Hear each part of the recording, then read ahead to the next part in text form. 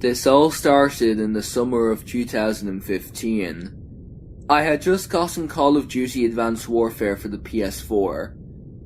It's a bad game for sure, but when I first got it, I thought it was really fun. Plus it was the game that got me into the Call of Duty series. Anyway, I was playing online one day when I met this guy named Richard. He was a really cool guy and we played together a lot. After a while, he introduced me to this guy who, for the sake of the story, I'll call John. He seemed cool at first. We would play together on Advanced Warfare and have a really fun time. He then started to lightly flirt with me every once in a while. I let it slide, being the kind person I am. I made it my goal to not get a PlayStation boyfriend, so I tended to avoid flirting on there. We would normally hang out in parties with Richard, but one time he invited me to a party, and I'm like, oh, okay, he and Richard want to play. But I was wrong. He started to flirt super heavily with me. I acted like I had to go, so I left. For weeks he would spam me with party invites and messages saying, hey sexy, and stuff like, I'm so horny. It finally got to the point where I was so sick of him.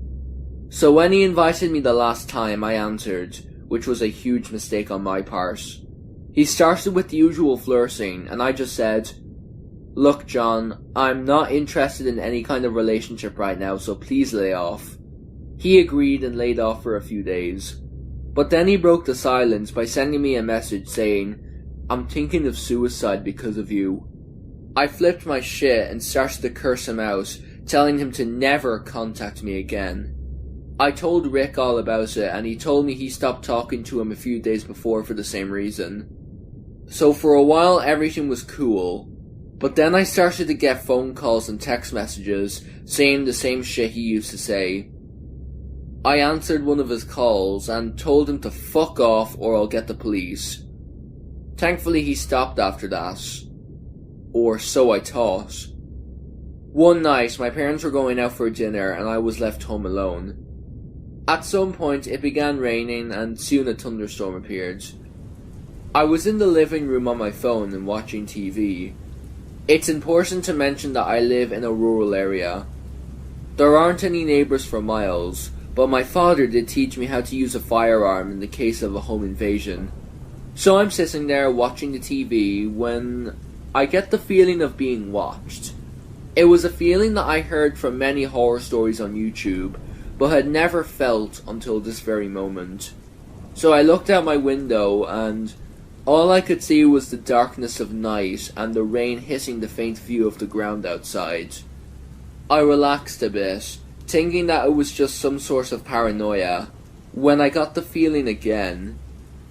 I coincidentally looked outside as my window was brightened by the lightning, revealing the silhouette of a man outside my window. I screamed, and before anything else happened, the man broke through my window and came in. It was John, my PlayStation stalker. I was going to get my phone to call the police, but then I realized that I left my phone in the living room. And worse yet, I could hear heavy footsteps coming towards the door. They stopped, and then a few seconds later, he proceeded to bang on the door with as much force as he could possibly muster. I had a vision of me being dragged out of the house, murdered, and my body parts being disposed in many places. That's when I remembered that my father's pistol was under the bed. I went to grab it and took aim towards the door. Should that motherfucker break in, I was ready to shoot him down. Sure enough, he did. And as soon as he stepped into the room, I fired 3 shots, which all hit him. He dropped to the floor and looked dead. Once I was sure he wasn't moving anymore, I went to get my phone and called the police. It took them a while to get to my house, due to how desolate its location is, but once they got there, I cried about not wanting to kill him, but that I had no other choice, otherwise he would have killed me. They understood, and I filled out their report, took the body away and left.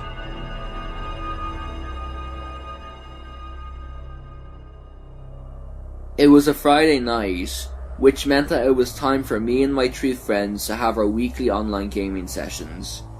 We'd usually play some sort of first-person shooter like Call of Duty, however on this night we were playing Rocket League together. So we were in a match. It was me, my 3 friends and another player all on the same team. Sometime into the match, the guy joined our party, and this is where things start getting strange. If I or one of my friends missed a goal, this guy would scream at the top of his voice into his mic about how we were bad at the game and calling us many derogatory words. My friends found this hilarious and were laughing their asses off. I would have found it funny as well had it not been a grown man yelling. If it were a 12-year-old kid, for example, then that would have been completely different. Eventually he kept doing this so much that I got sick of him and I kicked him from the party. My friends called me a pussy and a wimp for kicking him, and after a few minutes, I left as well. I was tired of their crap. They tried inviting me a few times, but I didn't accept. It was getting late anyway, so I wanted to just relax and watch some Netflix. I decided to watch The Fresh Prince of Bel-Air. While my attention was focused on the show, I heard a knock at my window. It was very faint, but I still heard it. I decided to ignore it, thinking it was just some teenagers looking for a reaction by throwing stones at my second-story window, which I wasn't going to give to them. I was able to ignore it and get back to watching Fresh Prince. A minute or so later, I heard it again, but this time it was louder. I decided to go see what it was, and what I saw outside my window chilled me to my very core. A hooded man was standing out there. I screamed at the top of my voice, and seconds later, my parents who had been asleep came running in. I showed them where the man was standing, but he was nowhere to be found. We didn't call the police, which was possibly the worst mistake I've ever made. The next day, which was a school day, I told my friends about what happened, and they just laughed at me and said it was probably one of the other kids trying to prank me. But I wasn't buying it. The outline of the figure didn't match anyone that I knew from school, so it couldn't have been anyone I knew. Later on, I got home, had a snack, did my homework, and then went to go play some PS4 for the evening. As soon as I turned on the console, I got a message. It was the same guy who had basically harassed me and my friends on Rocket League. The message said my full address and the state that I lived in. And then as I was reading that, another message popped up saying, "I'll be back for you." It's been 3 weeks since that message, and there's still no sign of him. Being a really shy person, I found it difficult to make friends in my school. So instead, I made friends via online gaming on my PS4. I met lots of great people on there, but I was particularly close with one person. His name was Tom.